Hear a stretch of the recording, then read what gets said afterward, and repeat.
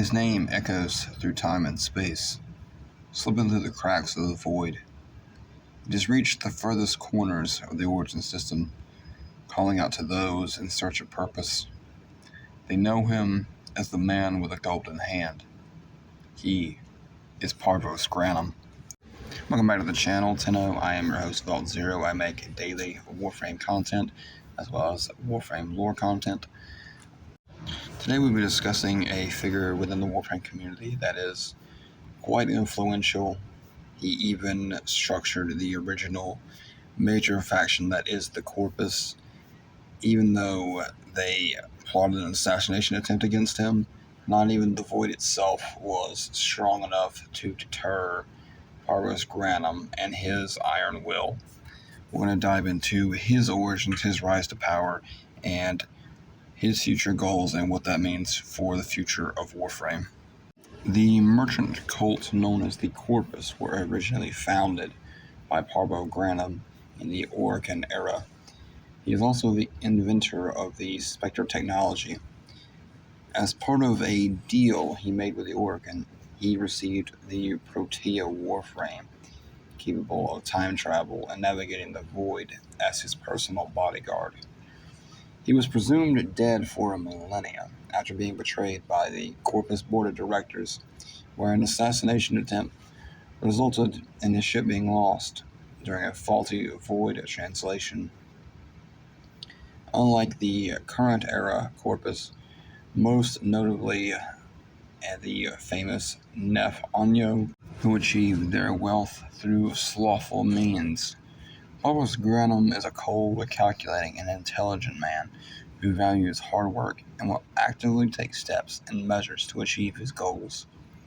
He's disappointed in how low the Corpus have fallen, and on his return from the Void, Parvos proclaims that he will restructure the Corpus, or otherwise separate himself from them to form his own splinter faction.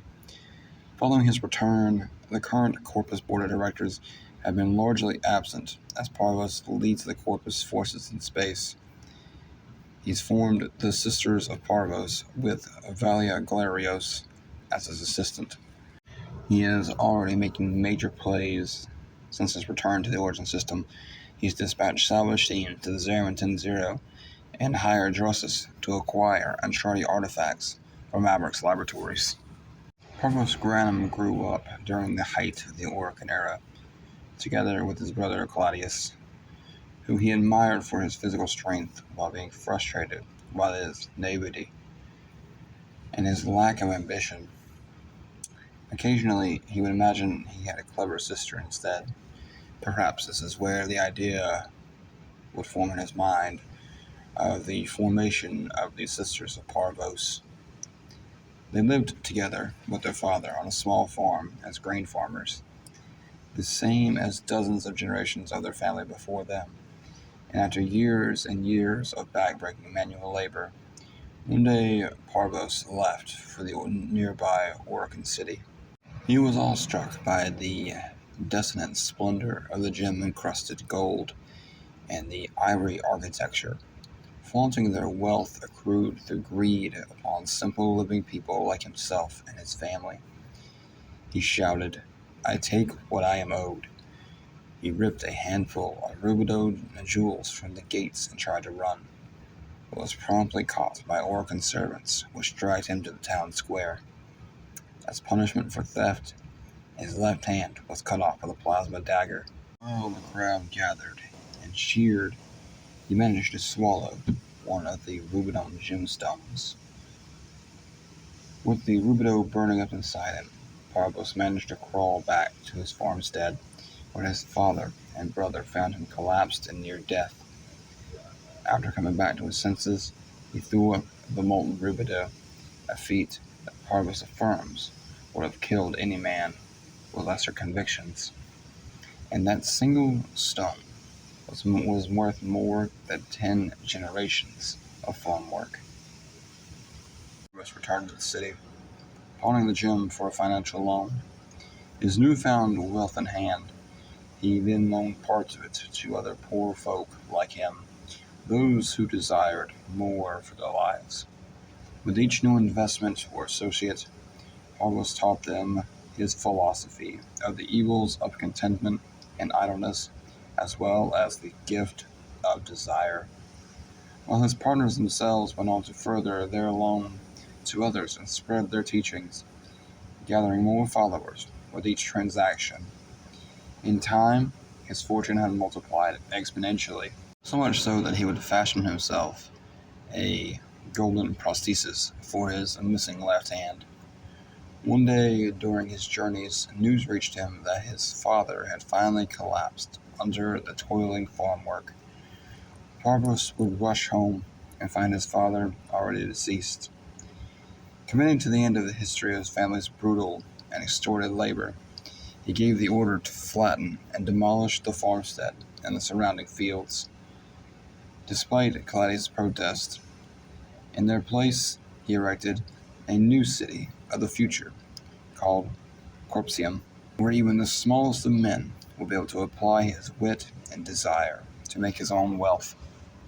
One of Parvos' accomplishments was his creation of the Specter particle theory, which would set the foundation for Specter technology that enables imprinting of rudimentary behavior into bodies. The following is a quote from Parvos regarding his Specter theory. "Some doors ought to remain closed. That is not my worldview. Fire, fusion, and void. Progress always comes entangled with risk, with violence. With the precious sample obtained, development is accelerating, and the Andrade have kept their secrets for long enough. I am calling it the Specter particle. As my Archimedeans explain, mimicry is in its nature, an echo exposed to the preset circuits. We are able to imprint behaviors, like an infant mirroring its surrogate, or this infant can set the world on fire. The palace birds think they can control us. They hit our research site with a Warframe assault team. Of course they did. I baited them to it. The whole site lit up. 80 megatherm bloom. The whole lab vaporized. Those Warframes with it. Fire, fusion, void." At some point, Parvos would have a meeting with these palace birds, as he called them. He would meet with Ballas to fashion his own Warframe as his personal bodyguard.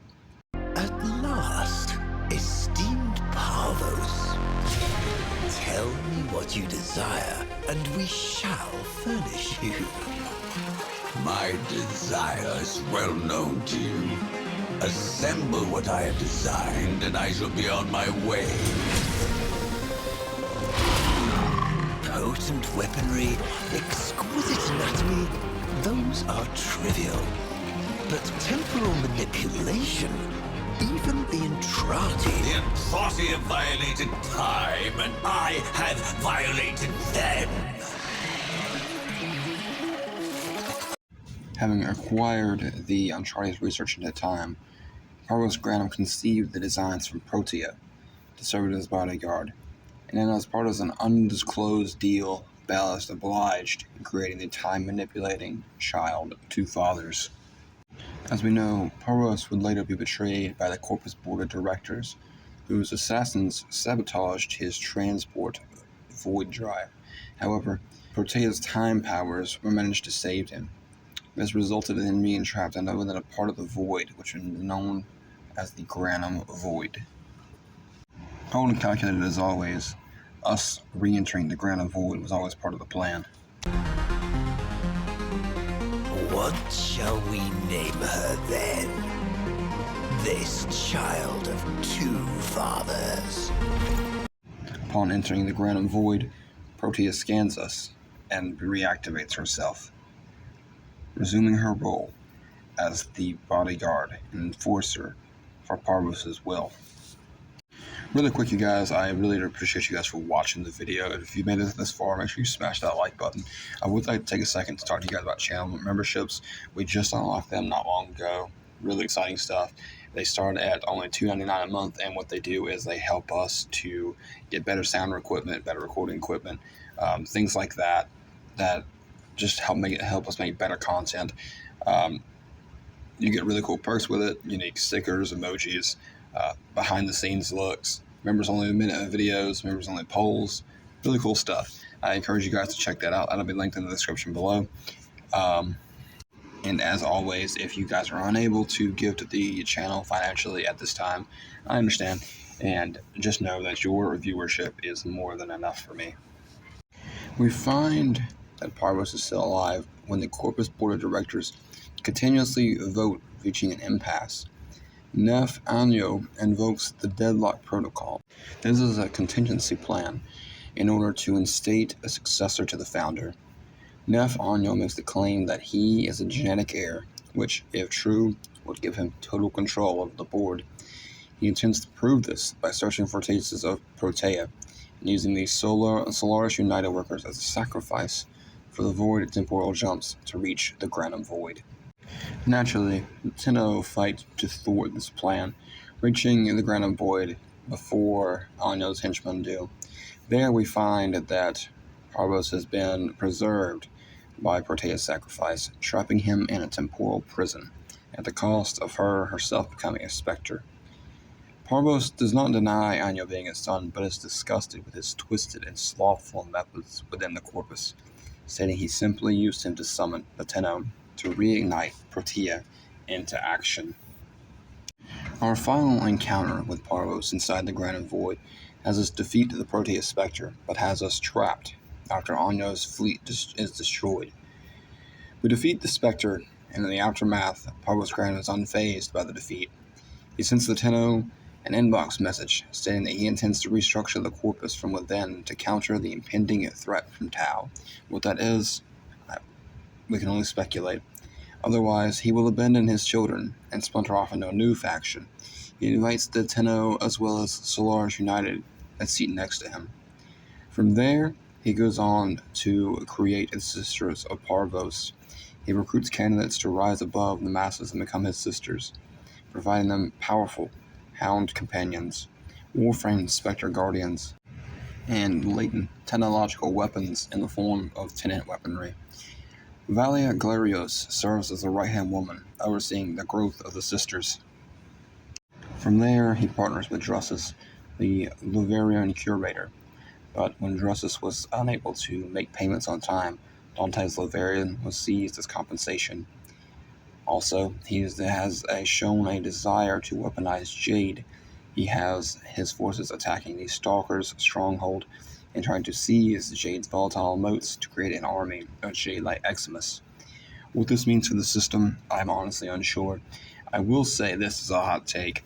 I don't think that Parvos is that bad of a guy. I think he is more necessary than anything. He's seen from inside the void the new war. He knows we've already defeated the sentients, so if there's another incoming threat from Tau, his expertise, his leadership, and his know-how are going to be imperative in defeating whatever that threat may be. However, I will say that it's imperative that we do not allow him to weaponize Jade. He cannot be entrusted with that much power to have an army of Jade-like Eximus under his control. But guys, that is going to do it for me. I thank you guys so much for watching. I hope you enjoyed the video, and I will catch you guys in the stars.